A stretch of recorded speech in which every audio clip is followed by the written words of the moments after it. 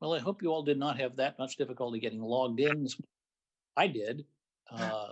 Really? So I emailed to Bax and he said, try it again and press this one and press that one. It continues to every time seems like I get a runaround, but Chairperson, we're ready to proceed. Very good. Thank you, Max. Here it is, 11 o'clock, Wednesday, November 18th, 2020. Calling this meeting to order of the Environment Committee Advisory Committee, City of Rehoboth Beach's Board of Commissioners. This is Charlie presiding. A roll call, if I may. We're going to start with Commissioner Dick Byrne. Here, Dick. Good to see you all. Very good. How about Catherine? Catherine's here. Kevin Carr? Here. Mary Pack? Here. Nettie Green? Here. Stuart Martins? Stuart's here. And Janet Taylor Smith. She must be muted. Yeah. Well, we know she's here, I think. Very good. The next item is approval of our minutes. Thank you so much, Catherine Bergwin, for putting your minutes together. I hope that everybody's had a chance to take a look at them. Stuart helped. Stuart took the notes. Stuart took the notes. You polished a bit to get them into the minutes format. Thank you, Catherine, and thank you, Stuart. Well, Charlie, I'd like to give a huge shout out to Catherine because I got to see firsthand what it's like trying to participate in the meeting and trying to take minutes at the same time, which I'm woefully shorthanded at.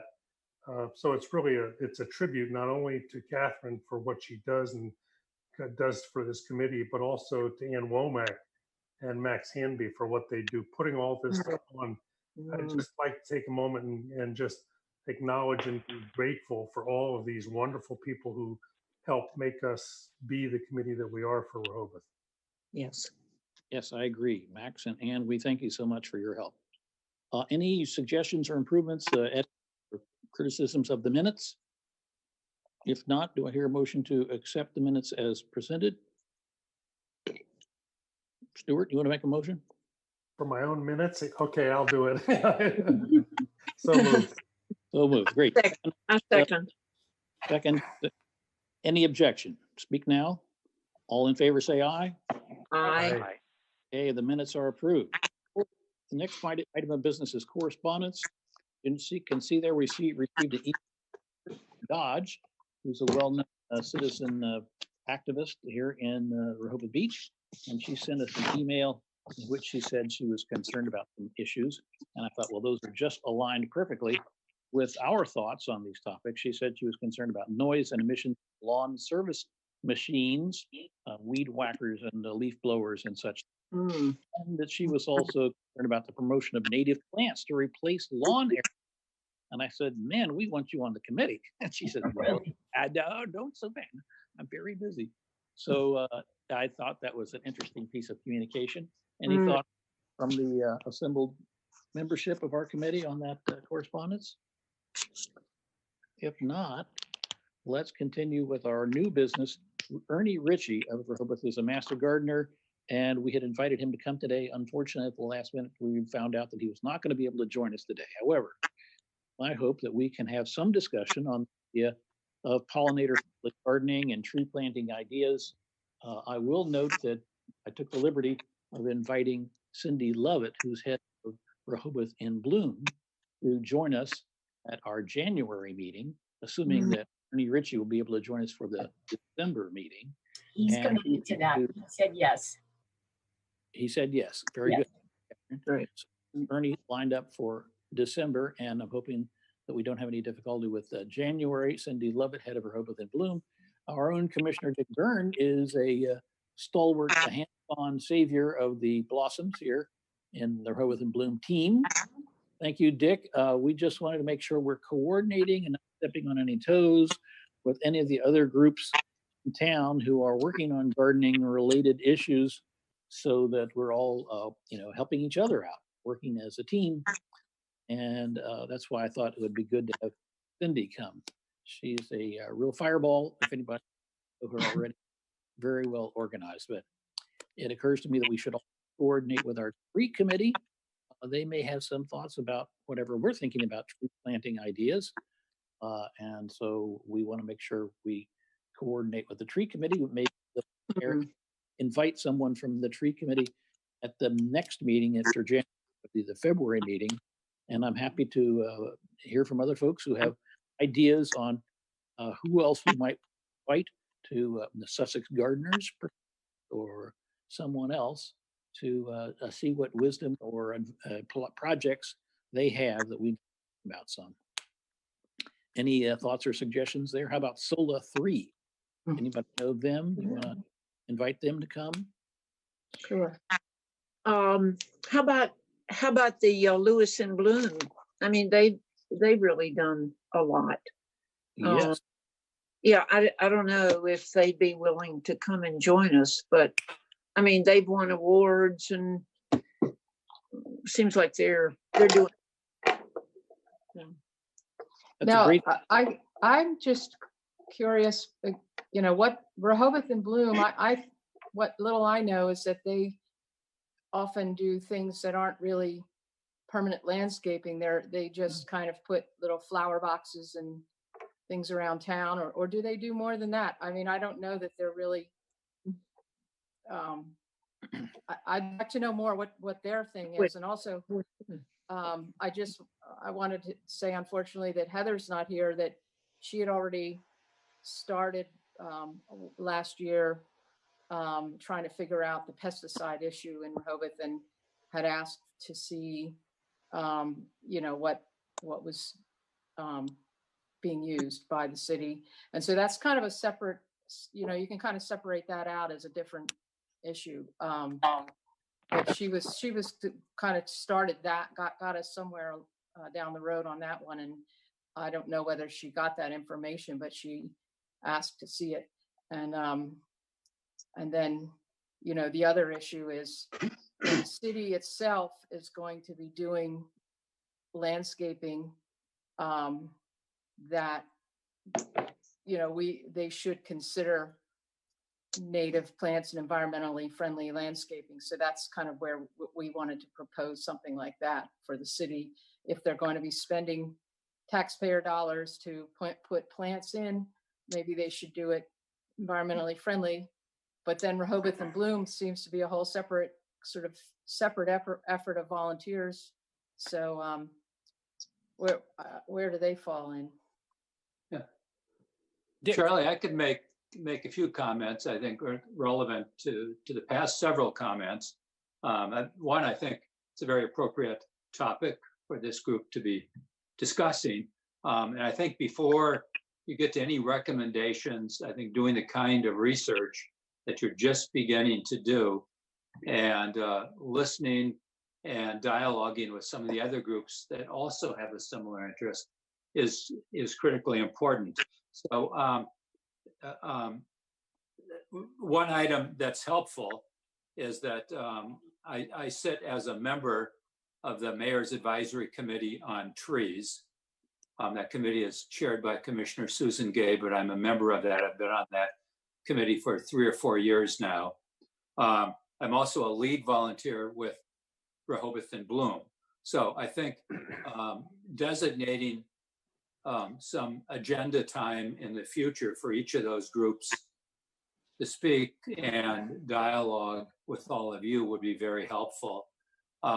You know, in answer to one of Mary's questions about Rehoboth and Bloom, they are expanding beyond doing the beautifying of seasonal tree boxes in the downtown. They are taking on a pollinator garden in the Grove Park area. They are thinking beyond that. So that kind of discussion, I think, would be very helpful so that we can all get ourselves kind of on the same page, supporting each other, hopefully playing on each other's strengths and seeing if it can be you know, a larger team going forward. I know that SOLA 3, you know, while they focus on the 3 freshwater lakes, you know, one that's out of town, but 2 that are in the city, they also have a keen interest in in this area. So I think having somebody from the board of Solar 3, if we could get Sally Foreman, who's the executive director, that would be ideal. And she's very attuned to what's going on in the city and this whole area of kind of the broader environment, because the entire environment of the city impacts the freshwater lakes. And so we do want to dialogue with them. And then the city of Rehoboth Beach also has a full-time arborist, Liz Lingo. And Liz is associated with, I think she's like a liaison person on the mayor's tree advisory committee. She works closely with Rehoboth and Bloom in terms of consulting and advising. So hearing from her would also be very helpful, and I think would be part of this kind of broader effort of gathering information before deciding what specific directions to go off in. So I think you're on the right track. Did you say that was Liz Lingo? Yes. Thank Yeah, you. right. Well, it sounds like there are two different approaches. One is coordinating with other groups, learn from them and see, can we make sure our ideas are compatible with theirs or coordinated or whatever. And the second idea, it sounds like from Mary, is we ought to be making some proposals, perhaps even now before spring is here, and the city is doing some landscaping, putting in, non-native plants. We want to perhaps get a proposal to the city before that happens this year. Is that what you were trying to say, Mary? Maybe not quite so specifically, but yes, I agree that it's good to, all these groups are working towards the same end, and it's good to get everybody together. But it seemed to all of us early on when we first started meeting with this committee that the city does do a lot of landscaping, just routine maintenance kind of stuff that could be more environmentally friendly than what it is. And so, but I think in terms of fleshing that out, yes, Liz would be a great resource.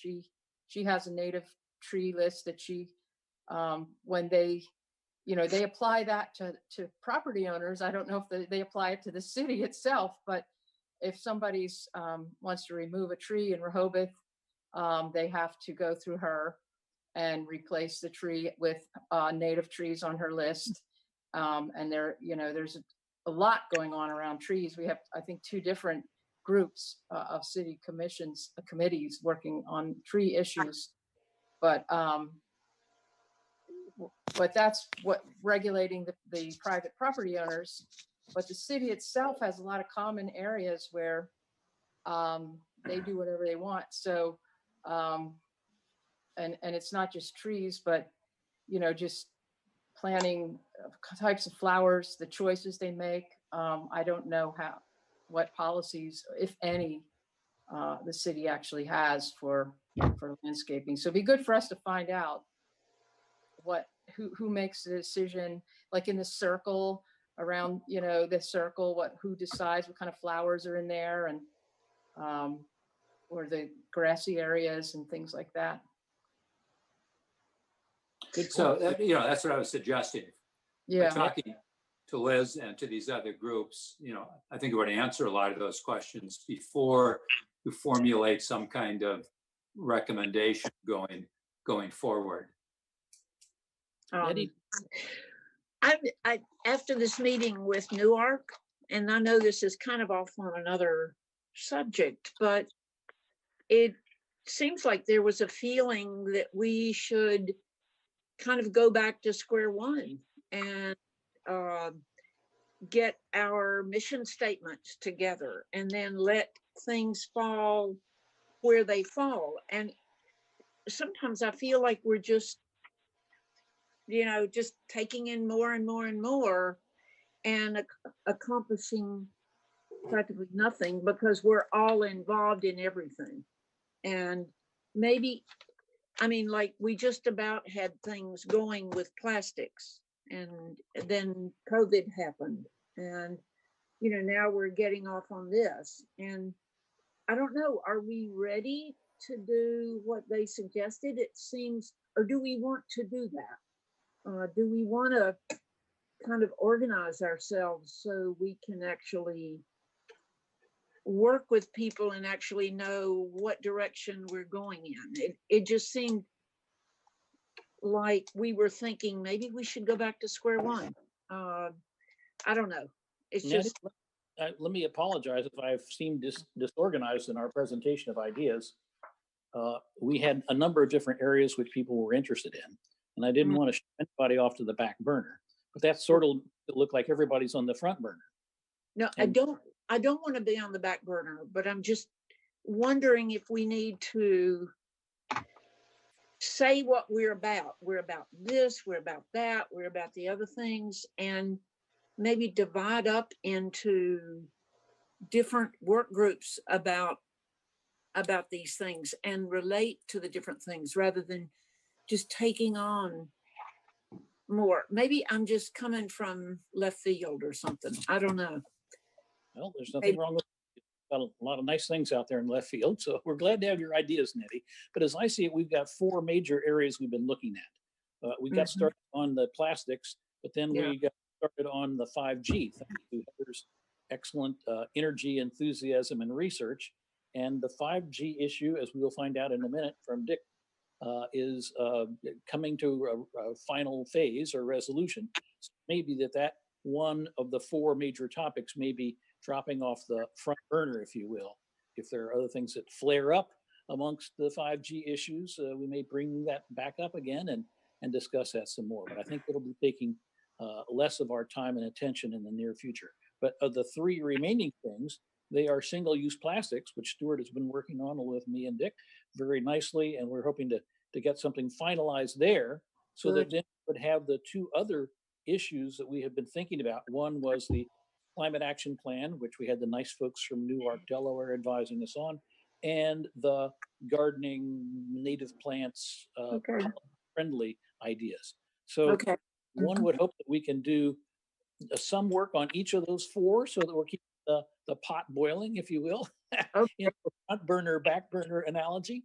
But at the same time, we're not losing anybody by being confused about what we're doing. But I think we can handle 4 things. We can walk and talk, drink and chew at the same time. 4 different things. Okay.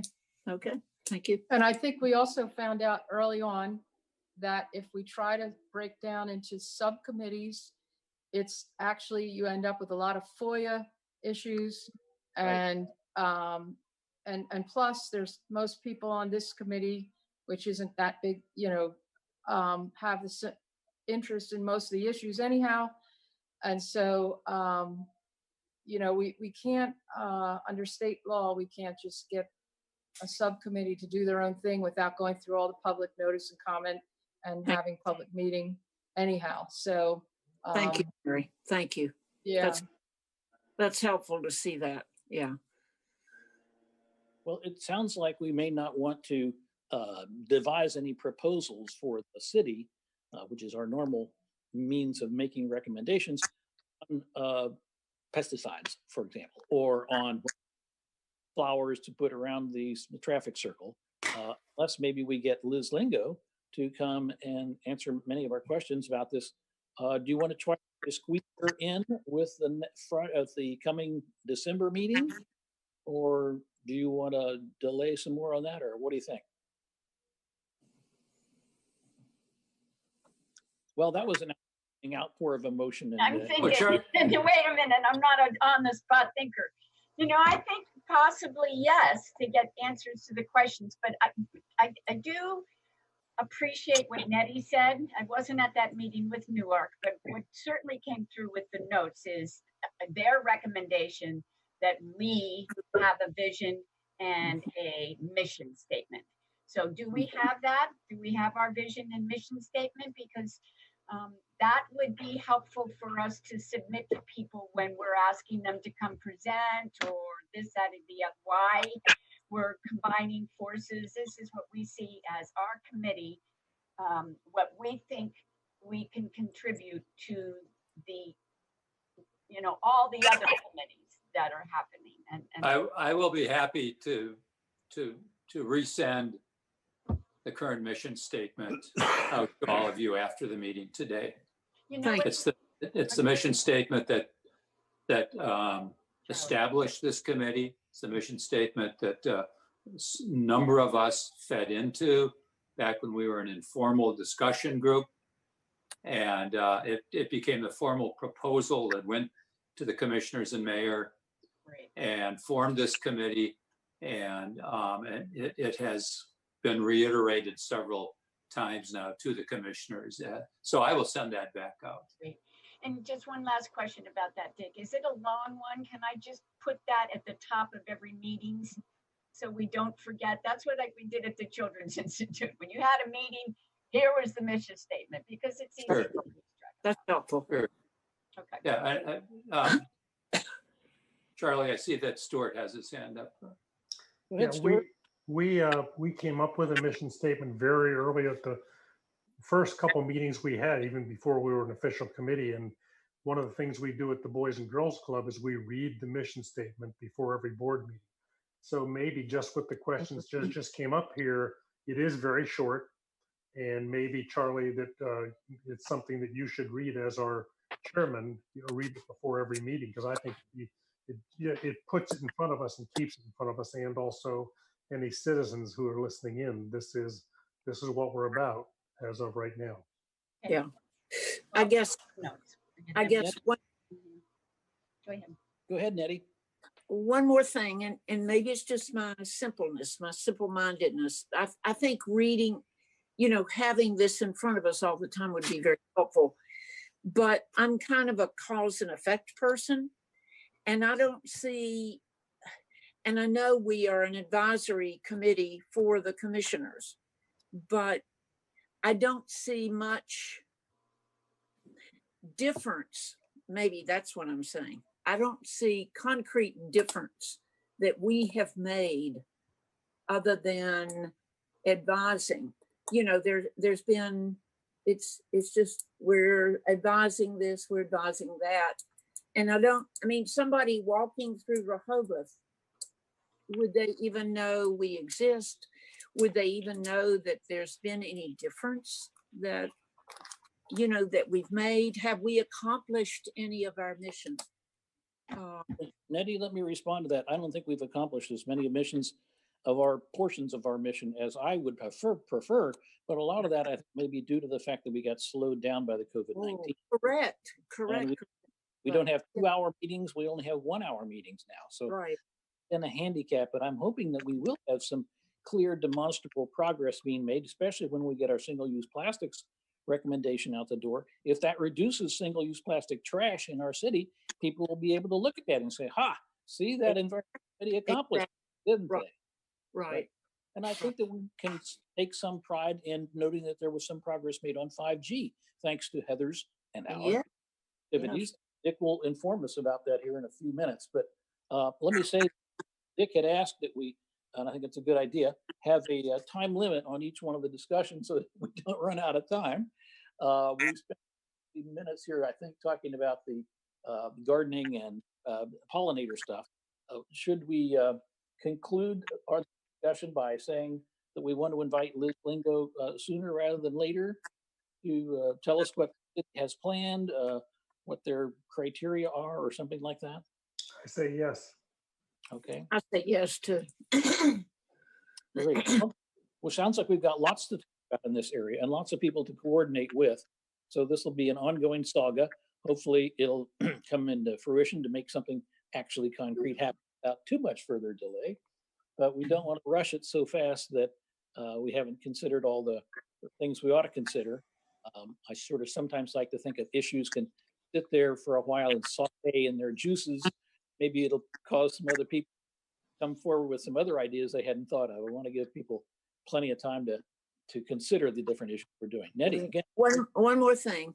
I think the idling that was brought up by you, Mary, I think that's something that could be accomplished. It could be agreed on and accomplished before we're out of COVID. I think that would be that would be very helpful. It would help native plants. It would help our air, everything. Yeah. I agree. And, this one thing that maybe I'll take the minority view here. I don't think that a mission statement is really something we're lacking. I mean, I think we all get it. And I think the problem, we don't need to get broader. If it were, I think we should try to do one thing at a time. I think that's the problem. We're just every week, every month, we're trying to do too much. And we only have an hour. And so I think we should get more focused. Yeah. Like, now we're going to do this and then do it. And because there are a lot of, like you say, idling or the smaller things that even under our hands are tied with the Zoom format and the shutdown and everything else. So we do at this point, I think the best, in my opinion, is to just pick small things that we can do and try to do them.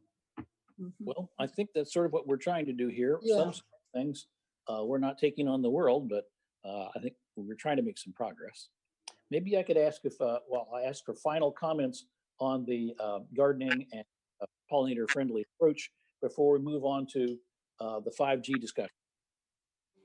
Not hearing any. Dick, do you want to give us an update on where things stand from your perspective and the Board of Commissioners on 5G? Sure. Thanks, Charlie. And thanks to all of you. So I'm just going to give kind of a snapshot review here because we have just over 30 minutes left today, and a lot of time has gone into the 5G discussion. So let me kind of introduce my comments in two ways. One is in response to Nettie and others of you that have this passionate desire to be making a difference. I love that. I'm supportive of that. And I just want you to know that the 5G is one of these areas, and there's a number of ways to make a difference. And I think over the last year or so since you've been operating like this, and while there was, big delays because of COVID and so on, you have created a lot of awareness in the city on these topics. That's worth a lot. You don't get to instant legislation without education, without functioning as kind of a deliberative body, without creating a lot of awareness and discussion and building collaborations and teams. And that has particularly happened around the 5G area. The 5G was one of those topics that, in the other part of my introductory comments, came to us from Heather Metz. I don't think most of us had been thinking about it. I don't think it was really on our radar screen, so to speak. And Heather, and thanks to her, and I wish you were here this morning, but Heather and Charlie and I have been in discussion kind of weekly on this topic for many, many weeks. Heather did a great deal of research, has become really, in many ways, one of our city experts in this area, and has helped move this ahead. And by moving it ahead, I mean, because of the work that Heather did, and then got all of you to participate in a lot of, I think, smart discussion around this, specific recommendations went from this committee to the Board of Commissioners and to the city manager. So the Board of Commissioners and the mayor have had two long discussions. I don't know if any of you have watched that. You're all welcome to watch it. You're welcome to even sign up to participate in those discussions as a citizen. But there have been two very long discussions on two different meetings around the recommendations. In addition, the city manager and the mayor have brought in the city solicitor, the city attorney, to look at what fits in the legal realm.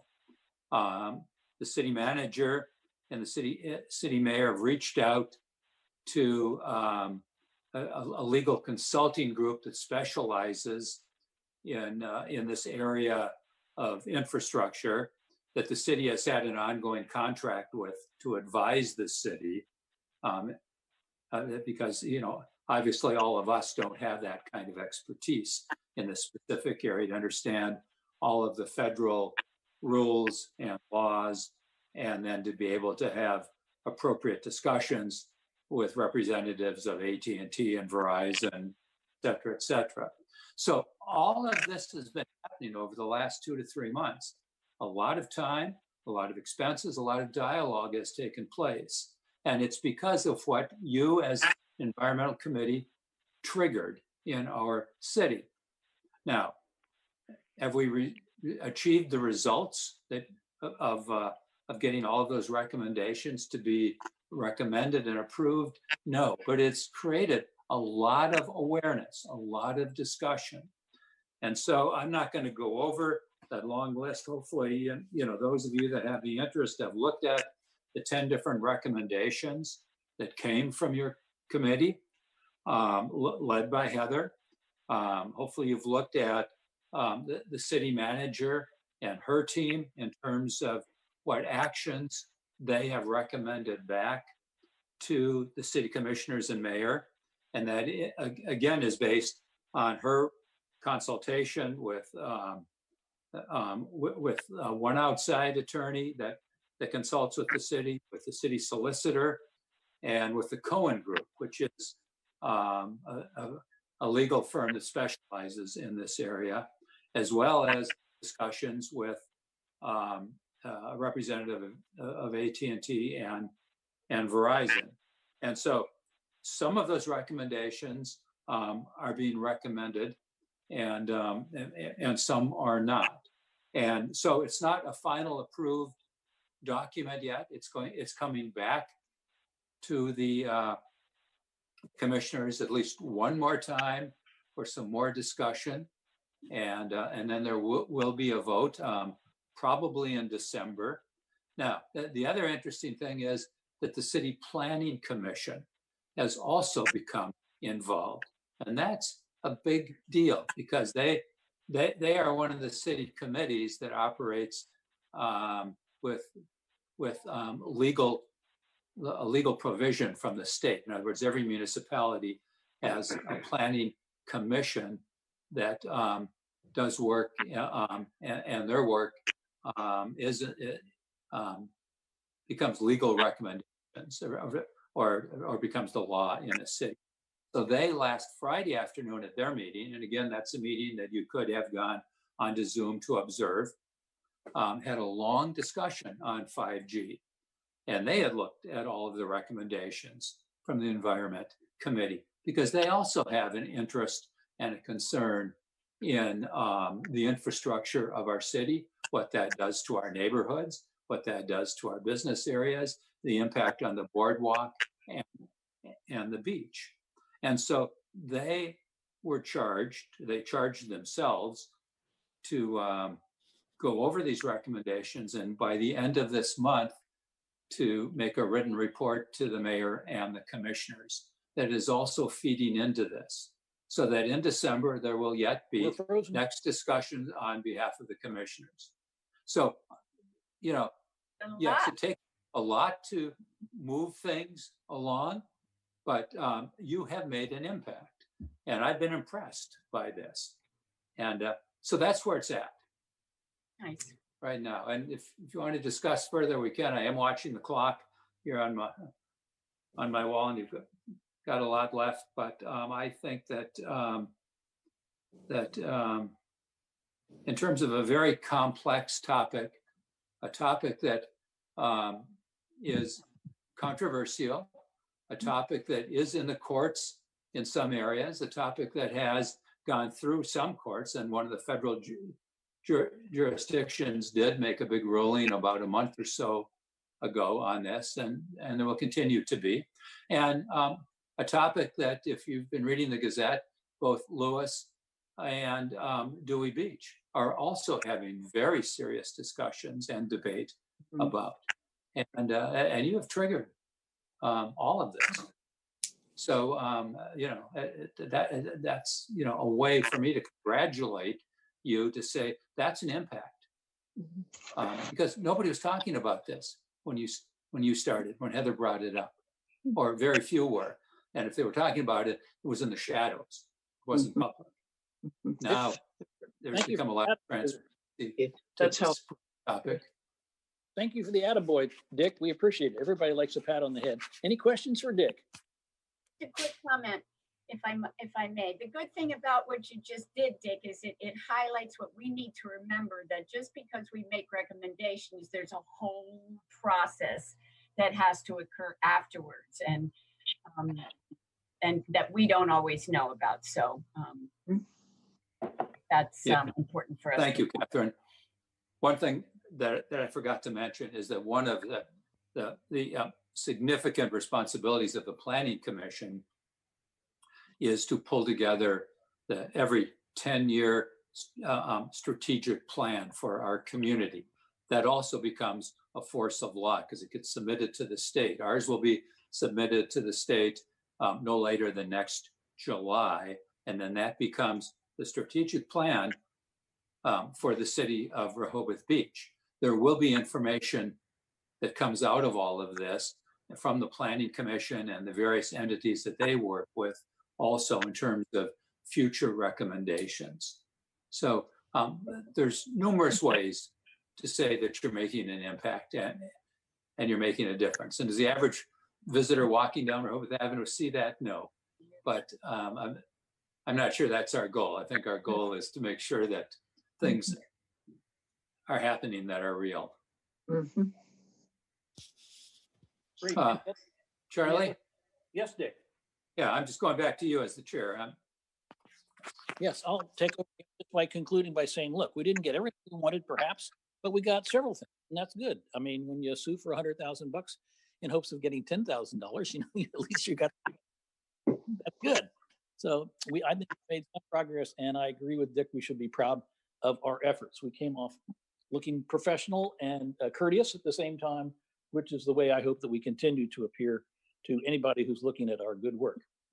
Hey, let's try and get some more good topics on the agenda here. Single-use plastic. Now, as you may recall from previous discussions, we got a nice long list of single-use plastics we want to ban, or in the plastic bags, to put a fee on to encourage their use. And the Chamber of Commerce raised their hand and said, wait a second, our businesses here are hurting, and they can't possibly take on another project. So Stuart and I got together with Dick, and we were trying to brainstorm some ideas on what we might be able to do to placate the Chamber of Commerce, or maybe we'll never be able to placate the Chamber of Commerce. I just don't.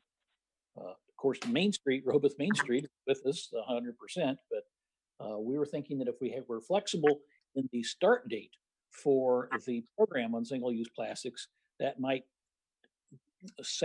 be salve on the wound for the Chamber of Commerce or some such. Ways of being flexible include things such as not to be effective on January 1st, but maybe other later date when we think the economic crisis will be over for our businesses. Although I must say, this last month, there's been a lot of people in town, and I suspect that there are other places that are doing quite well. But maybe we could suggest a date certain, like May 1st or June 1st. Maybe we could base it upon the governor saying the crisis is over, the emergency order is lifted. Perhaps we could. Didn't he just go back to phase one? He didn't go back to phase one. Not exactly phase one, but there's been a step. Excuse me, Mary. Yeah, he didn't. Phase one, restaurants were closed. He did, he now says they have to limit their to 30% and and he put some more restrictions on gatherings. And 50. Right. I didn't mean to suggest that somehow or other COVID-19 is over. In fact, we had a surge recently that you may have seen in the paper. But I'm thinking that perhaps with this vaccine, maybe I'm being male Pollyanna, over optimistic, that sometime, maybe by spring or summer, we would be in more of a better position to begin our single-use plastics program. Gotcha. Well, one thing that's interesting is that the state ban is coming online in January, and COVID is not going to affect that at all. And so when you go to the supermarkets on Route 1, you're going to see some big changes. And in some ways, that's probably good that that happens first before we go, because people are going to get used to the idea on the state level. Well, I know that our Chamber of Commerce people said they're lobbying the governor to not have the plastic bag ban start on January 1st, but to push that back. Now, I don't know how. Have they gotten anywhere with that? I don't think they have. I have not heard anything from the governor's office saying they're promoting things. But then again, I'm not inside the governor's office to know what they're thinking. Yeah. Well, I'm not either, Charlie. If I could interrupt for just a minute. I have had continuing discussions with Carol Everhart, the president and CEO of our local Chamber of Commerce, who does represent most, not all, but most of the businesses in the city of Rehoboth.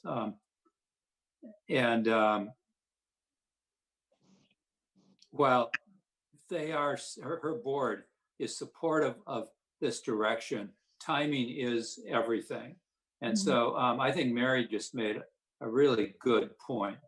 And that is that from all that I've heard, the state ban is going into effect on January 1. I was talking to an employee both at Giant and at Safeway within the last 10 days because I was just curious, wanting to know what they were hearing inside the store. They're gearing up for paper bags, no plastic bags, effective the first of the year. So they're gearing up. They don't. So I'm assuming it's going to go forward. I would think by now the governor would have made a decision. Otherwise, if he was going to do that, it's getting very late in the game. And so I think it's going to go forward. And I think, letting that go forward, like Mary said, can really help our cause. People do get used to it. Businesses get used to it. The chamber will get used to it. And what Carol Everhart, the chamber's board, has said to me is that timing is a big concern. And now with even some steps going backwards in terms of the spread of COVID, we're not going to get an endorsement from the chamber right now. We've got businesses that are either closing or on the verge of closing. I think once we get past the holidays, we're going to hear more bad news from Main Street, so to speak. So there are big problems, financial problems. There's huge workforce problems. Believe it or not, most of the businesses downtown and on the highway are having great difficulty hiring enough employees, and that's hurting, as well as just the COVID restrictions, the fear, the worries that people have, and so on. So my recommendation, Charlie and committee, is that I think that this is all the right discussion to be having, but I don't think it's going to be helpful to bring anything to the Board of Commissioners and the mayor until probably at least February, in terms of laying out a very specific and like getting on the February workshop agenda and to talk through a very specific plan going forward. We may know more by then, because if the chamber doesn't support this, we can have the best proposal in the world, and if it's not supported, my guess is, and I can't speak for other commissioners and the mayor, but my guess is that it's not going to get a majority vote. And so if it fails, that's kind of a step backwards for the committee. I would rather gear toward some success, even if it's incremental, and then you grow and you build that success. Because, at one time, Carol was supportive before COVID. Dan Schlegel, who is executive director of Main Street, and his board have expressed support. The Rehoboth Beach Homeowners Association and their board expressed support way back when. So it's there, but timing is everything. So again, I'm watching the clock. I don't want to continue to talk and take away your time. I just, one quick thing. And maybe this is for Dick. The recycling on the beach, which would be glass, plastic, and clean cardboard, which Dewey does, and which we're obligated to do by state law. I'm just wondering if that's something that could happen. You know, I know we do recycling in the parks and at the ends of the beach and so on, and that's great. But just the recycling that needs to be picked up every week in the summertime. Yes, there's an easy and a good answer to that. Good. Yes, the funds have been allocated and budgeted by the commissioners. The recycling bins have been purchased, Great. and that will go into effect in the spring, in the early spring, Super. on the boardwalk. And then once that becomes effective and is working, it will then expand to the beach. Great. Thank you. Beautiful. That's the plan. Yes. Great. Very good. Well, back to single-use plastics on our proposal. It occurs to me that we could have some of these options and maybe just present all to the commissioners and say, look, we fight with the Chamber of Commerce. I mean, we wouldn't put it in those words, but we do want to see if there could be some sort of consistency to our thinking so that businesses would know how to plan, and let the Board of Commissioners consider all these different we might present. For example, Stuart has suggested we just come out with a ban on the plastic straws first and wait until later for the rest of the styrofoam and the paper and plastic bags and all that sort of stuff. We could, say here are 6 different options for the Board of Commissioners. We could make a recommendation as to the 6 different options, but leave it up to them to decide what they think would be good. I don't know that we talked about all what the options, but I think that you kind of got the idea. Roll it out slowly with only product at first, perhaps, or roll it out as a voluntary program at first to get people a chance, those that are leaders in the business community, to do their part first and show how well it works, and then have a mandatory date farther into the year of 2021. Do you have thoughts on how we ought to present our proposal, or just hold off on making the proposal maybe until we see how the statewide bag ban works? Charlie, Stuart's had his hand up for a little while. I'm sorry, I didn't see that. Stuart, go ahead.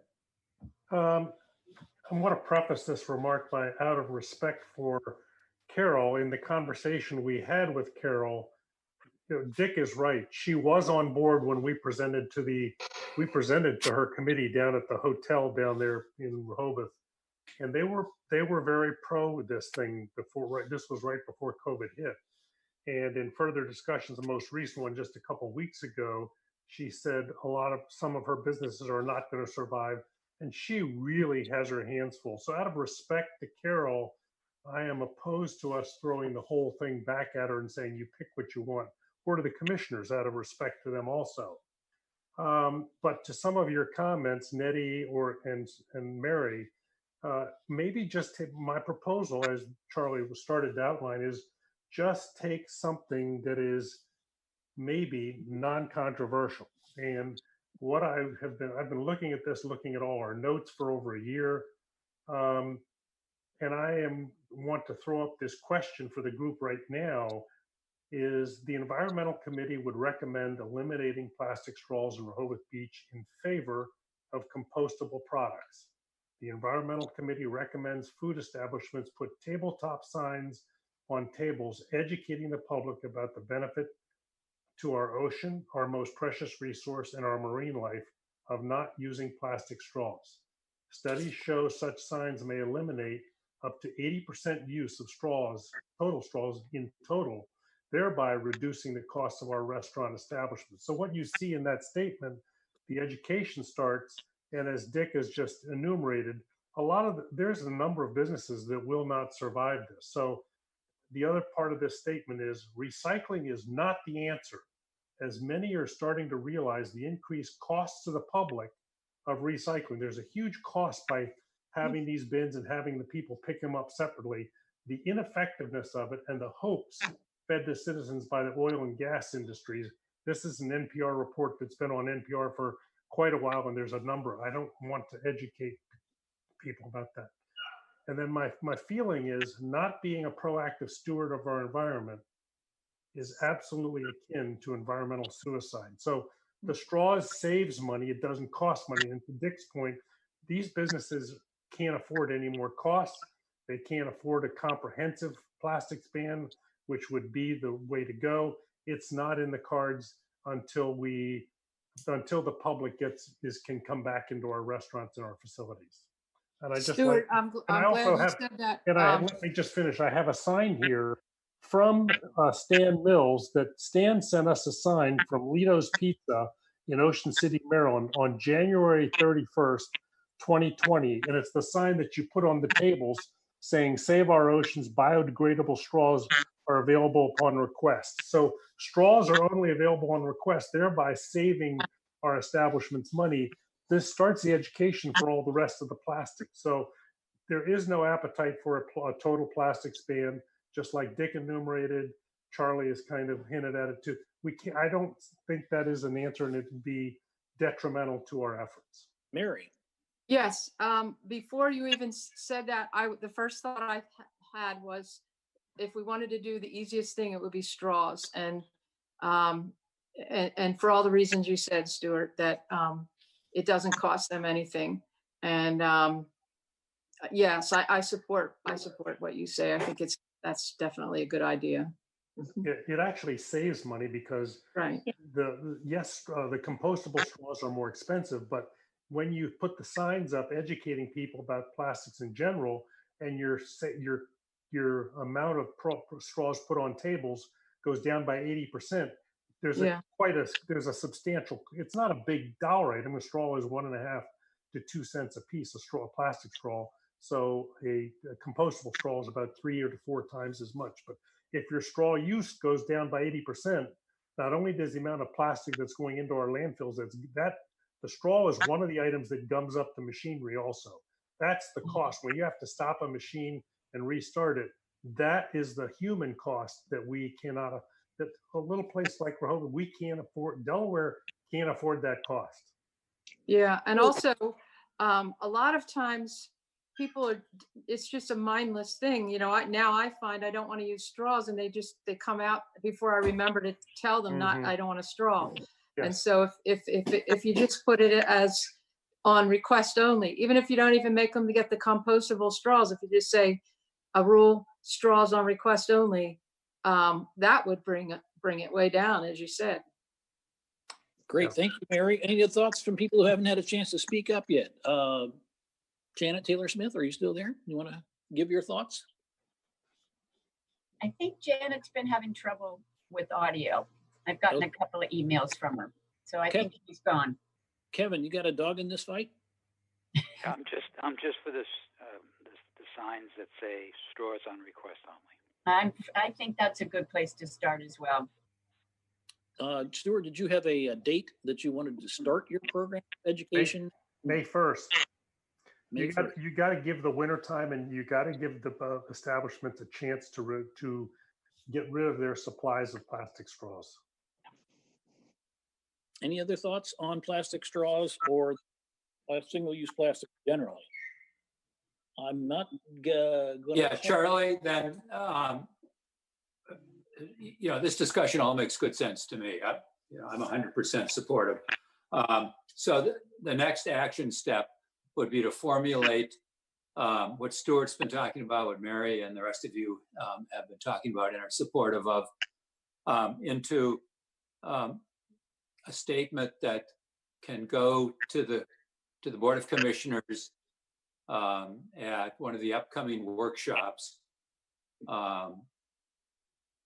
Probably now we're into the early January workshop, and so that it gets introduced. There's discussion. That's a non-voting meeting for the commissioners, and we could have on that Zoom meeting, one or two of you, that I could introduce it. You could provide some of the information that Stuart has just provided. I think, substantial information, supportive information. And then the commissioners will, determine if there's a will to go forward and either alter that, to send it back, or to bring it forward to in the form of a formal legal motion.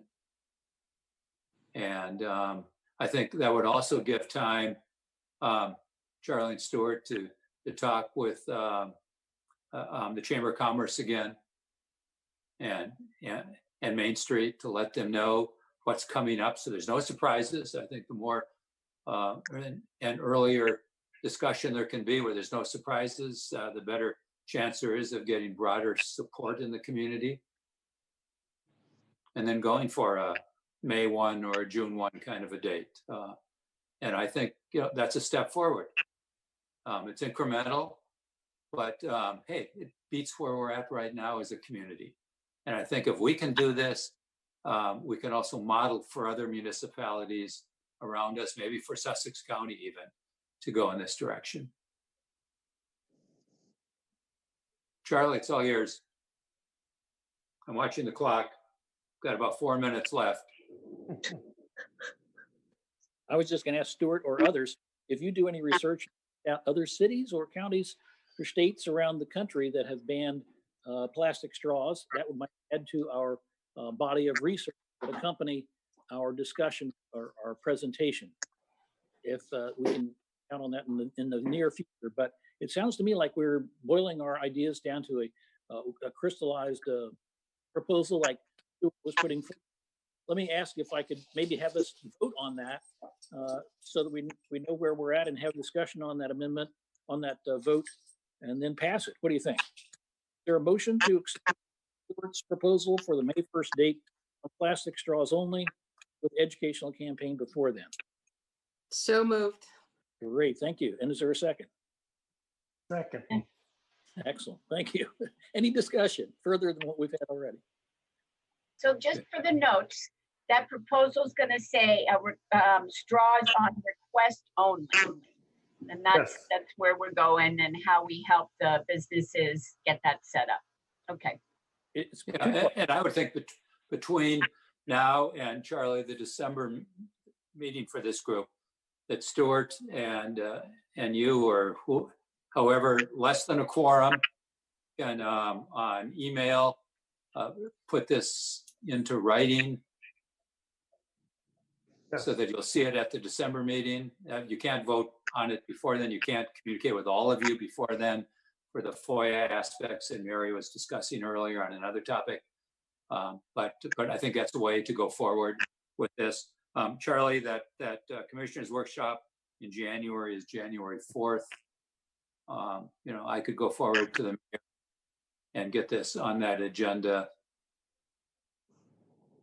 Sounds good. This is two parts, Catherine, to answer your question. Straws by request only and banning plastic straws. Is that right, Stuart?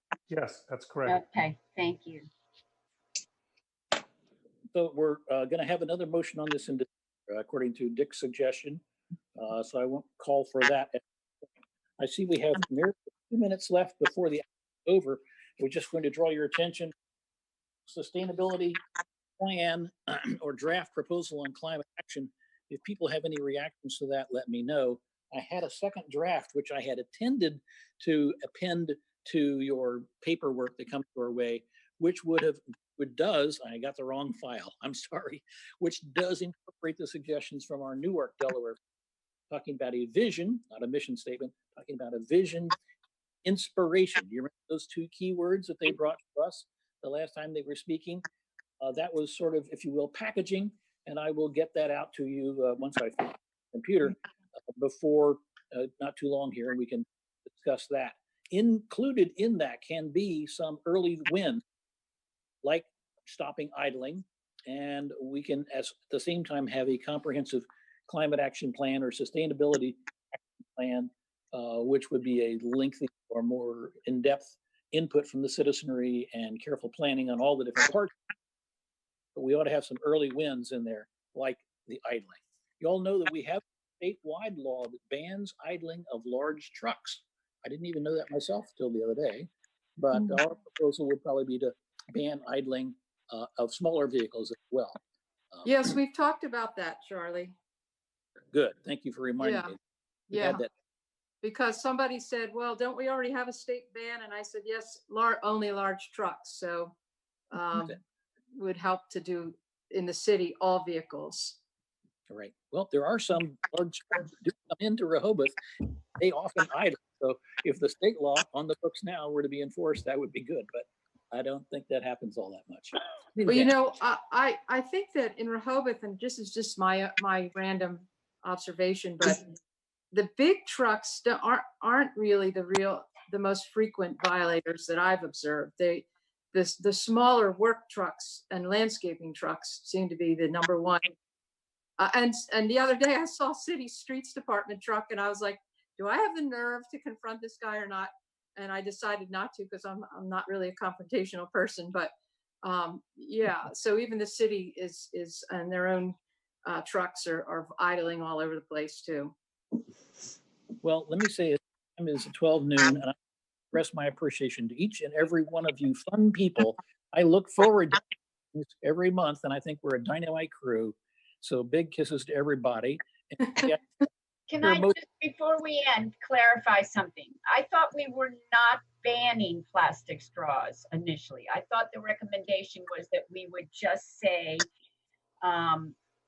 straws on request only, that we weren't going to ask people so am I mistaken? My recommendation is to ban the plastic straws at the same time. Okay. At the same time, we Mary, I thought you said that you thought maybe let's just start with on request only. I did say that, but I don't know if that wasn't what Stuart was saying, but okay, right. I know that's what Stuart was saying. So anyway, yeah. As a group, that fine. I just need to clarify that because I thought we were going to try to make it as simple for them as possible without. Yeah. Well, we could even do like request only even sooner if they could still then use the plastic straws for, if people request what they have and they're left in their inventory before they have to get the compostable. But yeah. Well, I'm going to put both in, and Charlie and Stuart, you are in charge of getting it to the Board of Commissioners. And we can no doubt revisit this again in December because the workshop is not until January. Correct. So entertain a motion for adjournment. Does anybody want a motion to adjournment? I move. And is there a second? Second. And this meeting is adjourned. It's 12:02. And thank you all so much. We'll see you December 4th. Thank you. Happy Thanksgiving, everyone. Thank you. Be safe and healthy.